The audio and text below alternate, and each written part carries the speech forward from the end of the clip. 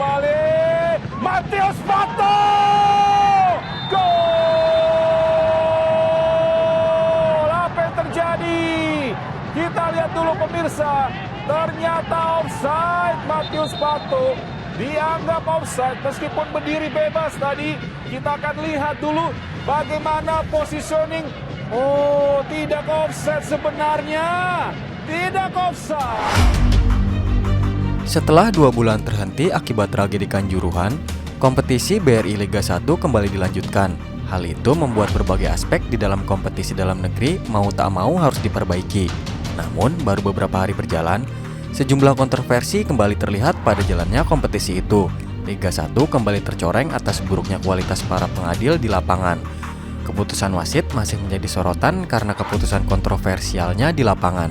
Tidak sedikit tim yang dirugikan, di antaranya karena kesalahan wasit dalam mengambil keputusan offside. Akibatnya, gol-gol yang tercipta akhirnya dianulir.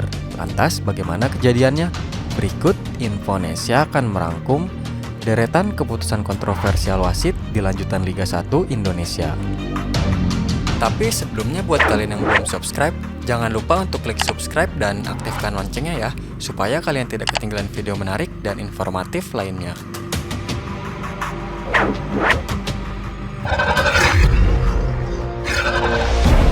PSIS Semarang versus Persija. Setidaknya ada 2 kontroversi dari keputusan wasit tercipta di lanjutan Liga 1 antara PSIS Semarang versus Persija Jakarta. Persija memiliki kesempatan mencetak gol lewat Riko Simanjuntak yang sejatinya lolos dari jebakan offside. Namun, bola terobosan dari Tony Sucipto dianggap offside oleh hakim garis yang bertugas. Padahal dalam tayangan ulang, saat bola dilepaskan, Riko dalam posisi onside atau di belakang pemain PSIS sebelum akhirnya lolos dari perangkap offside yang tak sempurna itu.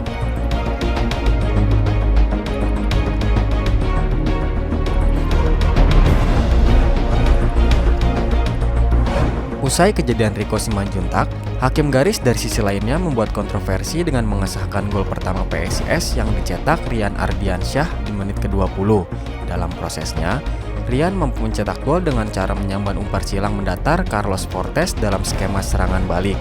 Namun terlihat dalam tayangan ulang, saat Fortes melepaskan operan, Rian berada di depan garis pertahanan terakhir Persija. Naas bagi Persija, hakim garis tak mengangkat bendera sebagai tanda offside, sehingga gol pun tetap disahkan oleh wasit utama.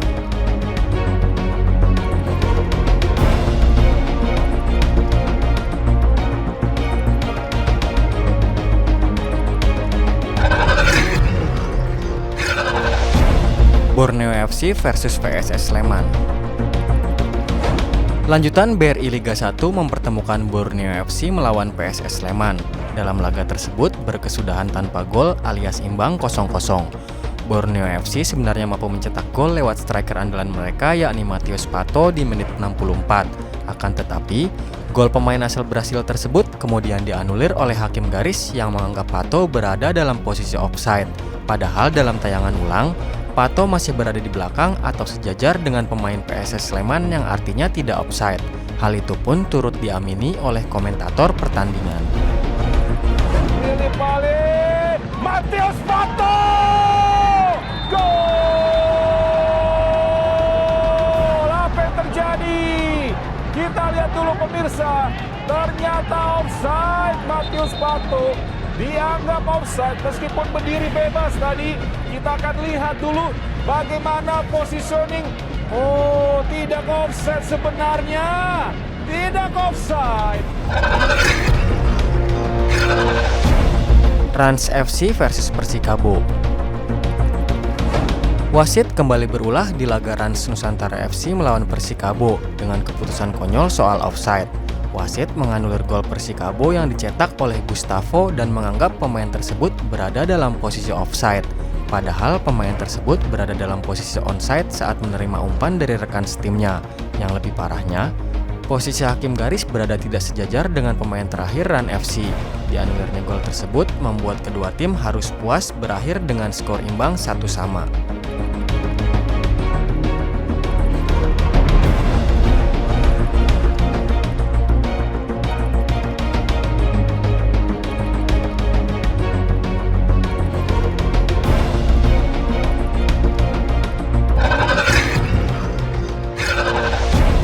Persebaya versus Madura United. Keputusan kontroversi wasit kembali terjadi di lanjutan Liga 1 2022 ketika gol Persebaya Surabaya ke gawang Madura United dianulir wasit meski tak terlihat adanya pelanggaran. Terlihat pemain Persebaya Silvio Junior menjebol gawang Madura United lewat sundulan yang memanfaatkan sepak pojok. Namun, gol itu dianulir wasit yang memimpin pertandingan. Padahal dalam tayangan ulang terlihat tak ada pelanggaran berarti, tak ada tarik-tarikan, bahkan Silvio terlihat agak bebas saat menyambut bola di udara. Meski begitu, gol tetap dianulir dan Persebaya gagal menjauhkan keunggulannya. Skor 2-2 menjadi hasil akhir pertandingan.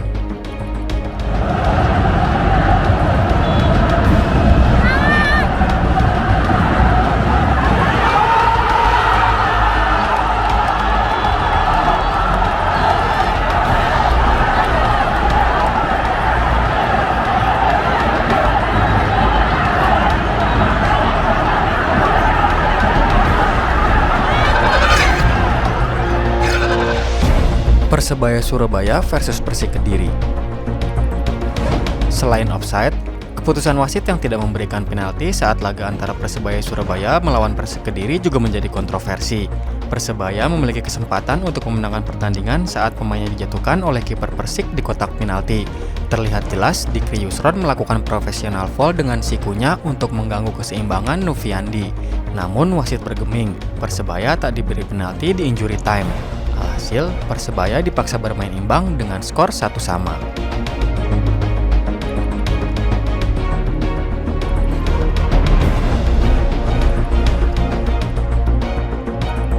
Sementara itu, pelatih Persebaya Aji Santoso mengungkapkan kekesalannya terhadap kinerja wasit yang memimpin laga tersebut. Oke, terima kasih. Assalamualaikum warahmatullahi wabarakatuh.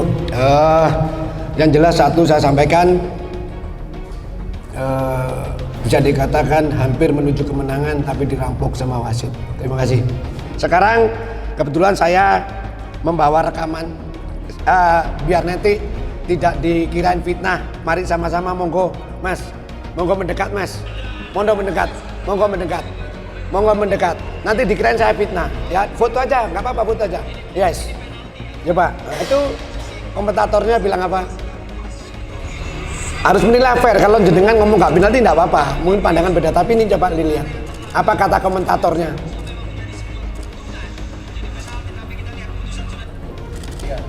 Jelas? Ya, saya nggak mau berkomentar.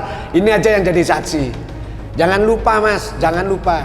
Salah satu yang membuat sepak bola kita berkualitas, bisa meningkat, itu adalah wasit. Tapi kalau dipimpin wasit dengan seperti ini, bagaimana sepak bola kita ini?